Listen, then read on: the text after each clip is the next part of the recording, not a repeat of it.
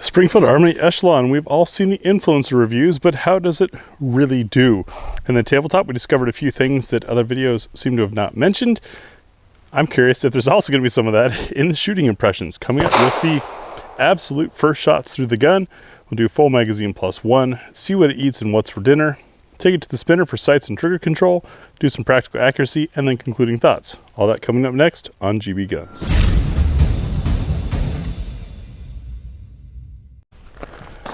Starting off, of course, with cold shots. Got our C-zone target out there at about 25 yards.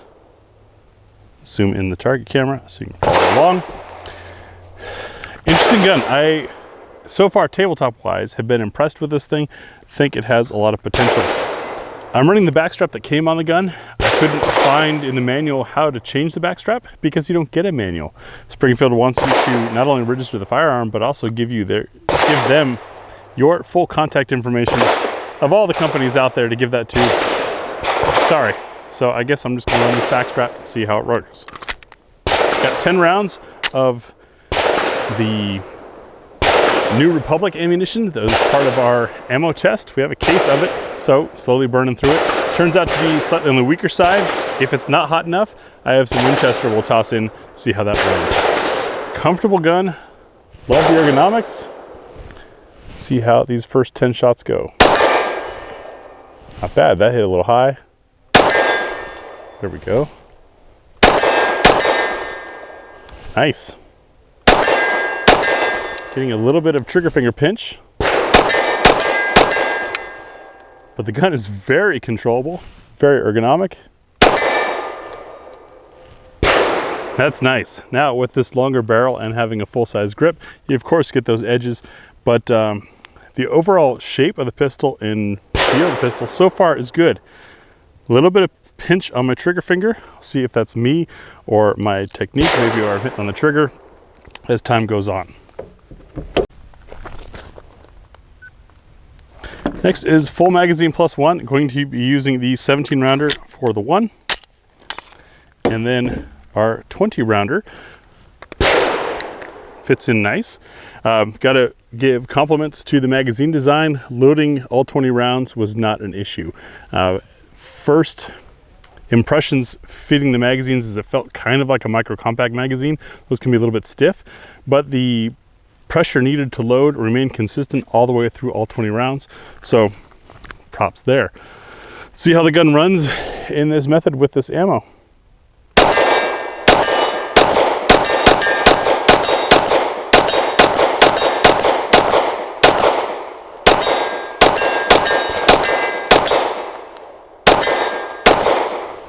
Found I had to aim a little bit left to get on target there, but magazine ran just fine, and that is with soft 115 grain. To see how the rest of the gun runs, it's what's for dinner time.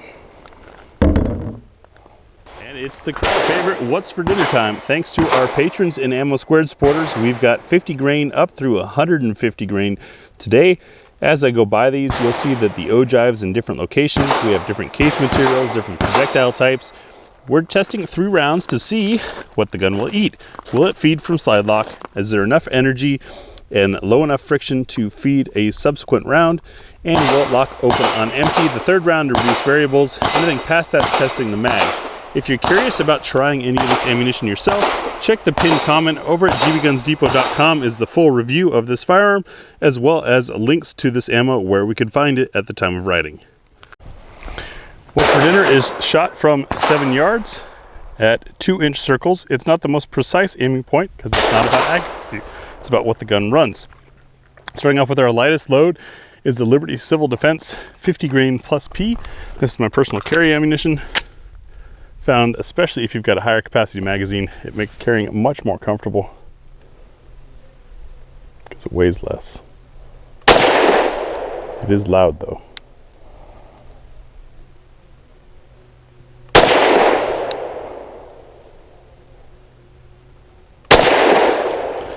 The Prodigy generally seem to like it. Next up is a constant gun tripper, the Horny Critical Defense, or Classic gun tripper, I should say. Critical Defense Light 100 grain. It's a very short round with a very pyramid-like structure to it. Some guns don't like to feed it, like that first one though. Circle 2. That went off before I was expecting.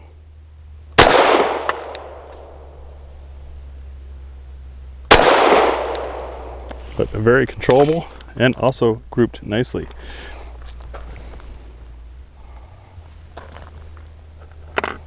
For circle 3, we've got the Sierra Sportsmaster 115 grain. We tested the 124 grain a while back through a bunch of different barrel lengths, and it didn't do so hot. This 115 we haven't tested the same way. Just picked up a box at the local shop. See how it shoots. Circle 3. Spicy.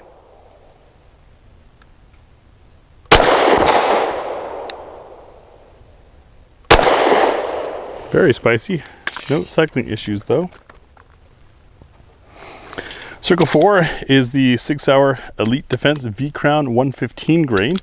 The 124 grain I know is very popular. 115 is what we've got. This stuff tends to do very well. There's the packaging so you can see what generation it was, because they have changed packaging over the years. Circle 4.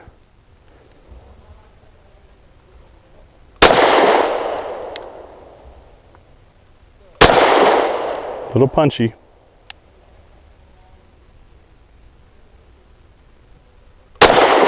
Pressure's always on once you have a ragged hole.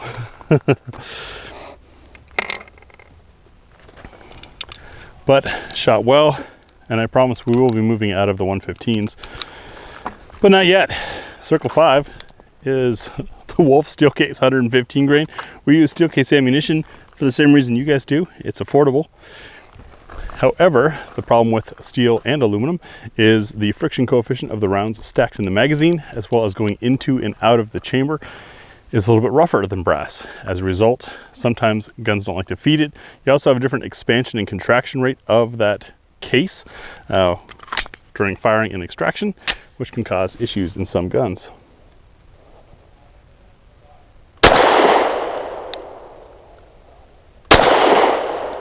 Stuff is spicy.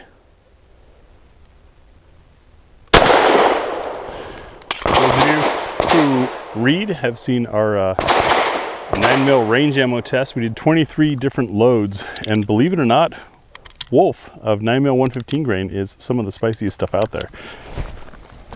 Excuse the wasp. Circle 7, Blazer aluminum 115 grain. This stuff, surprisingly, is one of the most consistent.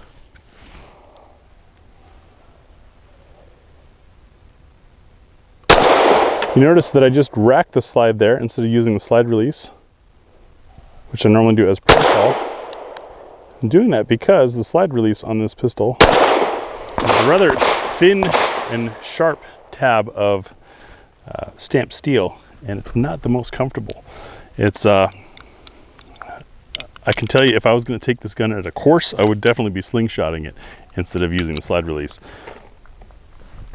Next up, Hornady Critical Duty 124 grain, not the 135, and this is not plus P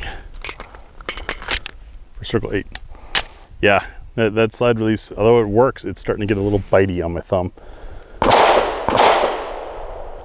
Soft computer hands.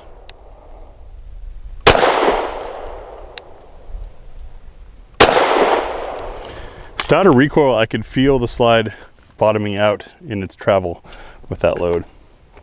Next is the Federal Syntex synthetic jacketed hollow point. These are the fragmenting 138s for circle number 9. I can tell you in slingshotting though, I can definitely feel how the shape of the slide makes it easy to do that. I have those wings on it. Oof, through that last one. It's almost like I'm not only on video while I shoot, but I'm also talking and trying to provide commentary while shooting at the same time. This is why a lot of guys do voiceovers. It's a lot easier to just concentrate on your shooting when you're not also filming live. But I do it this way because I like to keep it real. I don't want to be ever tempted into doing retakes or producing a highlight reel, which is what I think a lot of other channels do. And I think that misses a lot of the consumer experience. Did I missed 5. Remington HTP 147 grain. We'll move the target camera back on down to 5 for this. But 147s.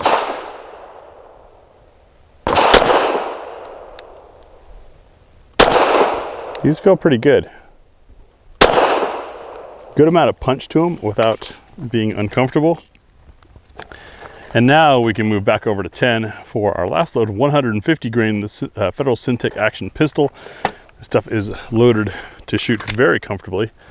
Also tends to be very accurate.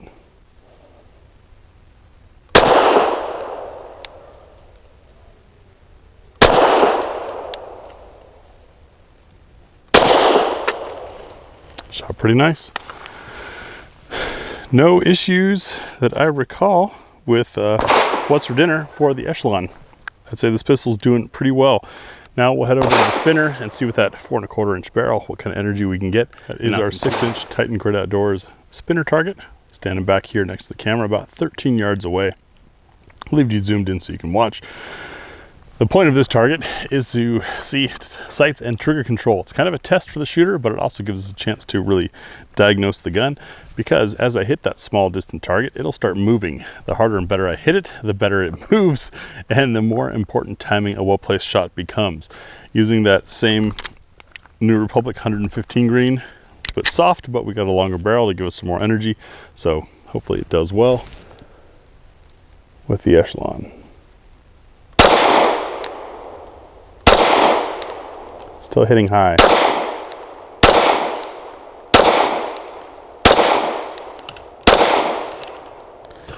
TKO. The sights weren't particularly helpful there in that they're just kind of a basic white dot night sight. However, the ergonomics of the pistol made it pretty easy to control, especially these little ledges that I'm resting my support thumb on and my trigger finger when I'm not firing. The grip, having that, I guess, Hellcat texture, as everybody knows, feels really good. The longer slide also made the reciprocation and the action feel a little more comfortable. The trigger, very similar to the XD triggers in that you just kind of have to roll through it.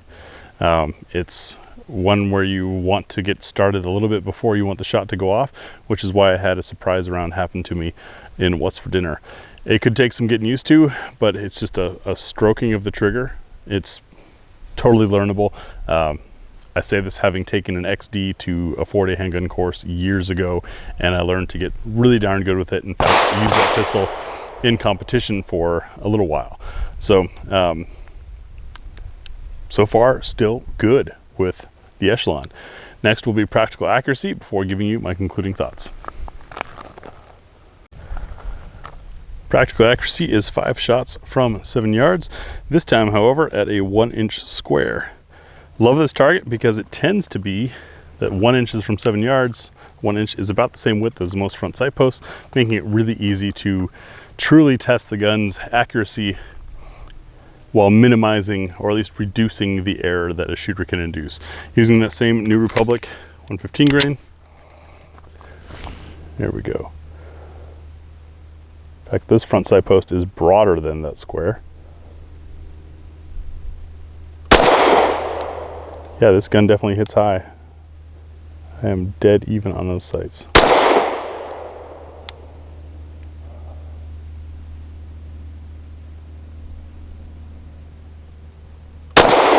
Anybody remember the IWI that was notoriously high because it was rumored to have been factory zeroed at 25 meters?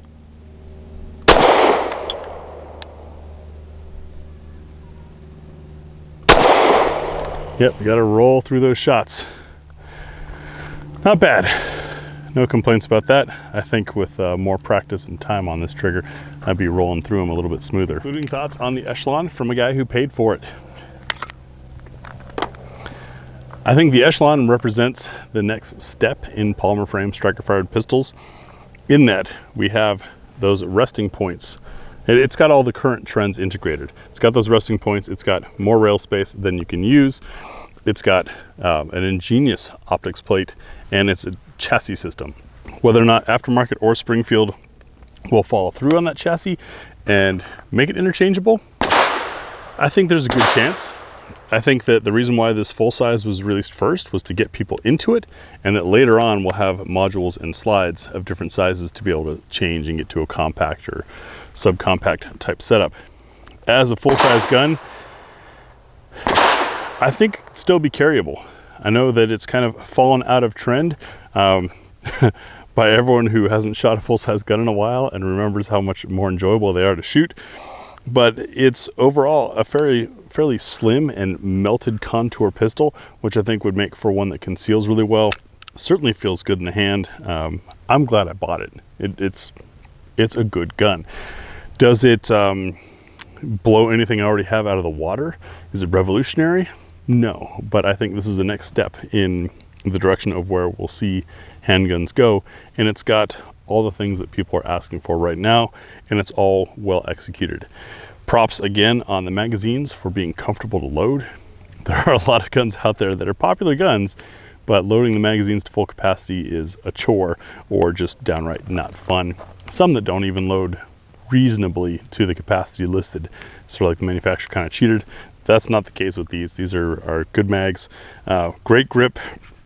One thing to keep in mind with this fissure texture, for anyone who hasn't used one, there are plenty of photos out there. It's easy to find that these little fissures, the same thing that makes it so grippy on your hand and yet comfortable on the skin, fill up really quickly with dirt and grime. The photos that are going to be over the depot are post shooting it. Currently, to me right now, having been on the range for a few hours, it looks fine. You might be seeing something different in those close-ups. That's just the way that the way it goes with these. But good job, HS Produkt, and Springfield. I think you found a good one to import. The trigger pinching thing, I think, is me and my finger resting low on the trigger. But if this is going to be as modular as, say, the 320, solutions for that in the aftermarket should be coming soon. Interesting gun. Yeah, I'm glad I picked it up. Glad I have one. Thanks for watching. We'll see you in the next video.